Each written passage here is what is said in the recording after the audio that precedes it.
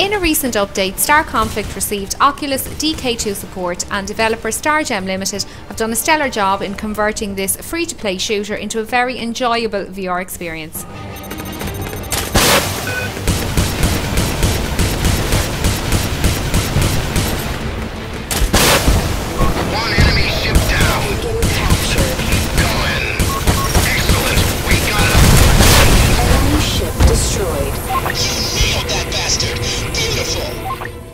First off, Star Conflict is one of the rare VR games that works flawlessly without the need to change display settings or edit config files on your computer. When you boot up the game for the first time, you can go into the game settings and change the display to Rift mode. You will then be treated to one of the best implementations of virtual reality game UI. All the game options are perfectly readable in the Rift as they are displayed on a large curved screen that wraps around your field of view. This seems like it would be an easy option for other developers to implement, and I would love this to be done in all VR games, as far too often you have to remove your headset to change game options, which can be tiresome. Stay with me, rookie. Let's continue with your training. Along with the game's UI, Star Conflict seems to be perfectly optimised for VR, as the graphics seem very crisp with no sign of judder or low frame rates, even when the action on screen gets very intense. This is a major achievement for the developer, as the combat areas are massive and have tons of meteors and ships flying around, which would normally tax my hardware quite hard, especially when recording game footage, but frame rates stayed pretty much constant with a slight hiccup every so often.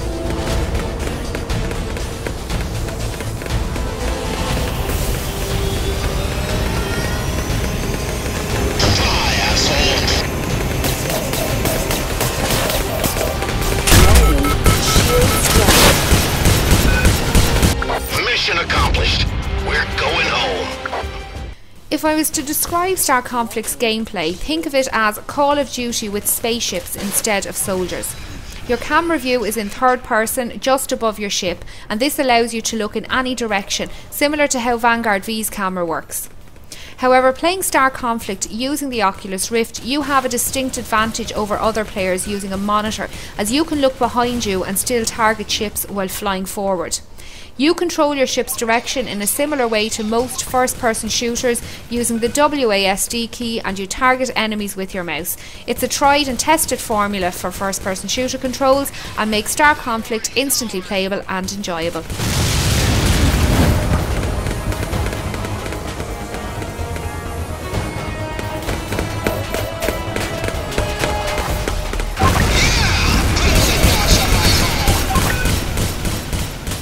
I've only dipped my toe into Star Conflict's campaign, but it also borrows a lot from first-person shooters when it comes to game progression. As you gather points and resources, you can upgrade your ship's weapons, unlock new ships and customise them with your own colour schemes and tags. Star Conflict has 3 races: Empire, Federation and Jericho, which all have their own strengths and weaknesses, and each has 3 types of ship. Interceptors, which are fast and light, fighters, which are medium ships, and frigates, the slowest and most durable.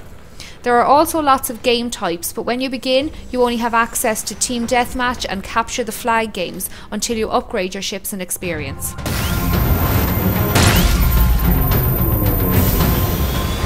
Attention, we are entering a sector. Everyone get ready.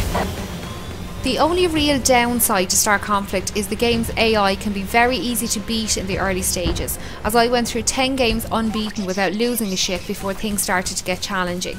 I'm not saying I'm an expert gamer, but the difficulty level could be easily ramped up sooner to stop players losing interest in the first few hours of the game.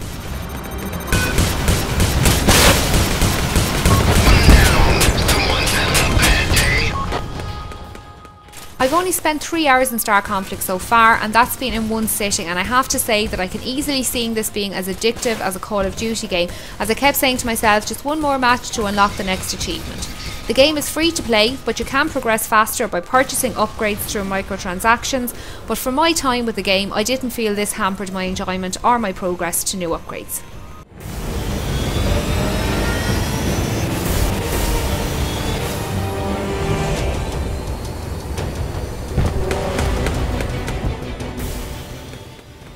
Overall, if you have a Rift and want something to play that's extremely polished, pretty to look at and easy to pick up, I would recommend checking out Star Conflict. It's a blend of FPS meets space sim and has no right to be so much fun.